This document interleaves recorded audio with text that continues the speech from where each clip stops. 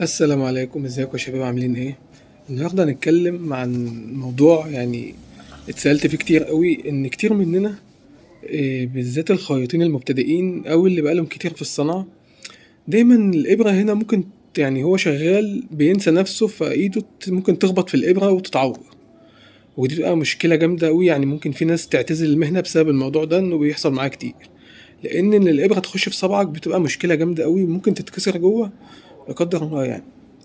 فالنهارده هنتكلم عن الأسباب دي وإزاي نتخطاها، يعني ناخد بالنا وناخد احتياطاتنا كويس جدا منها.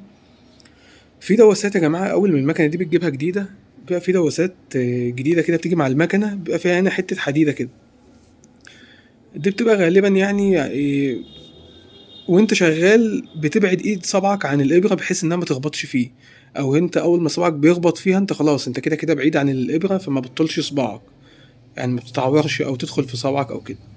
فانت ممكن بالنسبه للمبتدئين اخواتنا ممكن تجيبها من اي حد بتاع اكسسوارات مكن عنده ابر ودواسات. قول له عايز دواسه بس حديد يكون فيها الحاجز بتاع الابره. ده طبعا وانت بتتعلم وشغال انت بيبقى تركيزك على الابره، فما بتاخدش بالك ان صبعك رايح اتجاه الابره، ففجاه غصب عنك تلاقي الابره راحت داخله في صبعك، فطبعا بتتعور وانت وحظك ساعتها يعني. فعشان نتفادى الموضوع ده يا جماعة، انت لازم المبتدئين يروحوا يجيبوا الدواسة دي ضروري ويشتغلوا بيها. بتحمي صبعك، وانت شغال صبعك ما بيجيش يمة الإبرة نهائي. تمام، انا بإذن الله يعني هنزل لكم صورة الدواسة دي، عشان لو في جماعة مش عارفين صورتها هنزلها لكم. تاني حاجة يا جماعة وانت شغال، يعني انا عايزك دايما، انا مثلا القطعة دي معايا، انا مثلا هركب الجيب اهو. ماشي، الجيب ده راكب يعني، بس هقول لك مثال يعني. انت شغال هنا ماشي، دايما صبعك يبقى بعيد عن الإبرة المسافة دي. يعني انت هتمشي كده، اول ما صبعك يقرب هنا كده لا، قوم جاي واخد مشوار تاني صبعك يبعد شوية.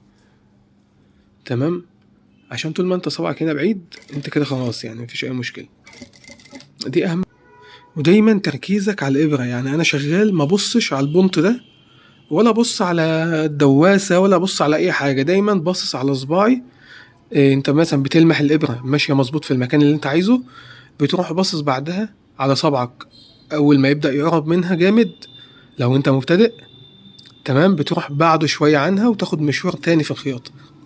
يعني انت ماشي اهو، الإبرة صابع اهو، جه ناحيتها، بروح موقف واقوم جاي باعد صابع شوية واخد مشوار تاني. لكن بالنسبة اللي هما بيمارسوا المهنة من زمان، دي بتبقى حاجة عنده اوتوماتيك كده، اول ما بيحس ان صبعه قرب منها خلاص هو بيرجع اوتوماتيك لوحده. لكن المبتدئين يا جماعة لازم دايما ياخد باله من الحتة دي قوي، لان في ناس كتير بتشتكي منها، وفي ناس يعني بعتت لي كتير قوي على الموضوع ده، فكان لازم اتكلم عنه النهارده. تمام، فده موضوع حلقتنا النهارده، فيا رب نكون استفدنا منه.